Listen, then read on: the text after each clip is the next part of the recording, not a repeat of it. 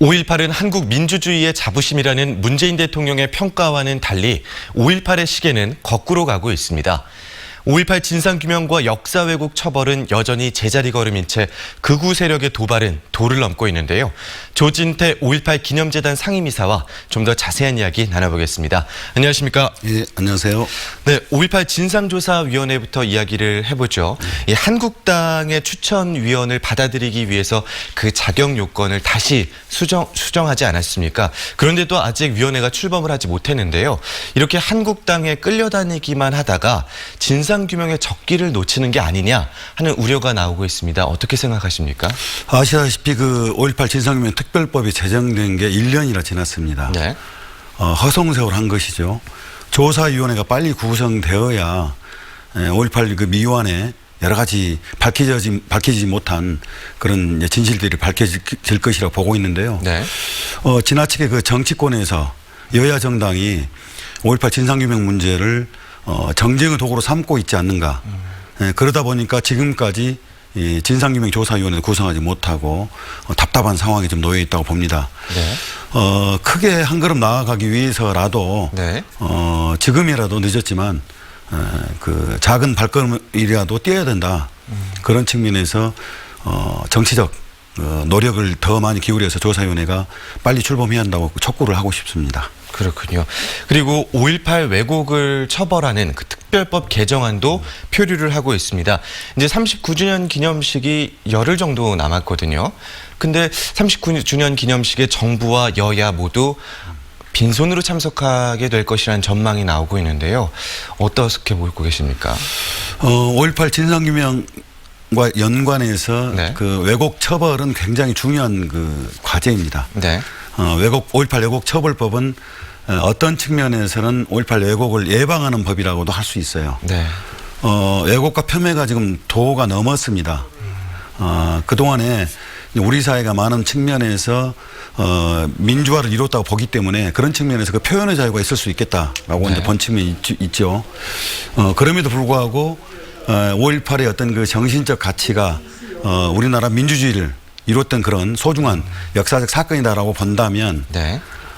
역사적 사건을 통해서 민주주의를 더 앞당기고 성장시키는데 이 에너지를 써야 되거든요. 네. 그런데 5.18을 계속 왜곡과 폄훼하면서 그 정쟁의 도구로 삼는 사람들 때문에 네. 자꾸 그 우리나라 역사를 뒤로 퇴보시키고자 하는 그런 갈등이 좀 일어나고 있는 거예요. 네. 국민적 갈등 그리고 어떤 소모적인 그런 정쟁 이것을 끝내기 위해서라도 5.18을 왜곡하는 그런 일들이 법에 의해서 혹은 제도적으로 이제는 그 단죄될 필요가 있다.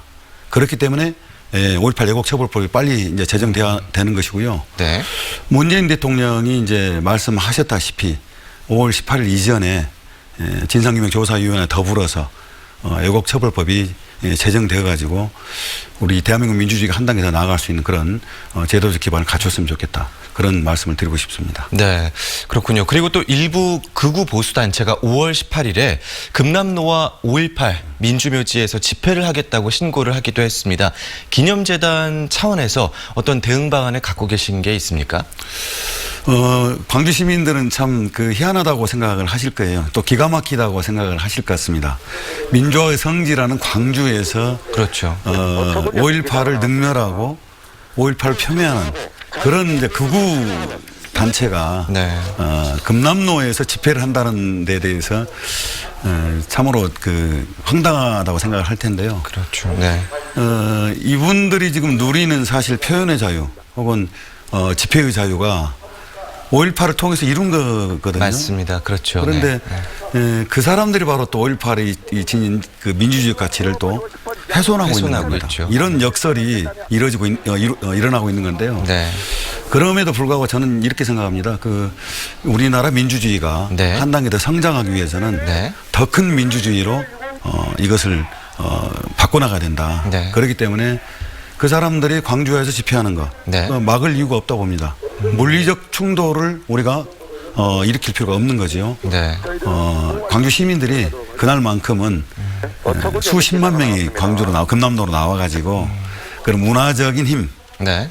그리고 시민들의 어떤 그 당시 위대한 그런 평범한 시민들이 이룬 그런 희생 정신을 가지고 그 사람들을 압도해 버렸으면 좋겠어요. 네. 물리적 충돌보다는 일테면 민주주의는 토론과 네. 정치적 그 어떤 자유가 보장돼야 되잖아요. 네.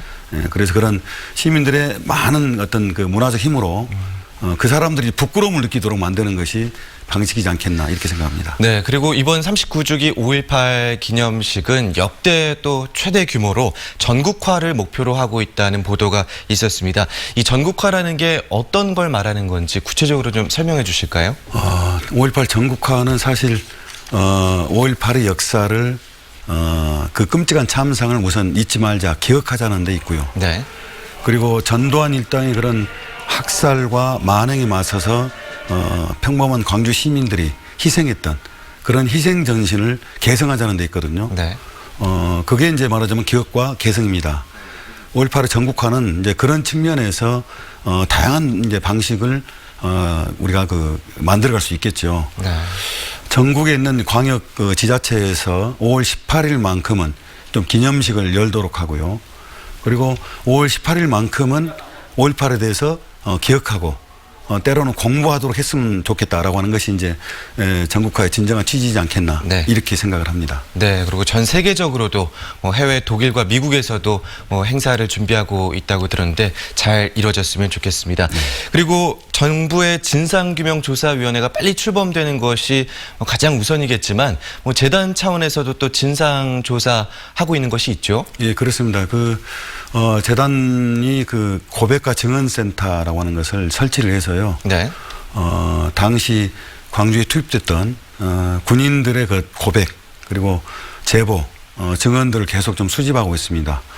한편으로는 전문가들로 진상규명 자문위원회를 구성해서요. 네. 5.18 진상규명 특별법에 명시되어 있는 미화의 과제를 일테면 기록물을 통해서 검증하고 그리고 또 풀어야 될 그런 과제가 뭔지에 대해서 집중적으로 토론도 하고 그걸 정리해 나가는 그런 역할을 하고 있습니다. 네, 알겠습니다. 오늘 5.18 기념재단 조진태 상임이사와 함께 이야기 나눴습니다. 고맙습니다. 예, 감사합니다.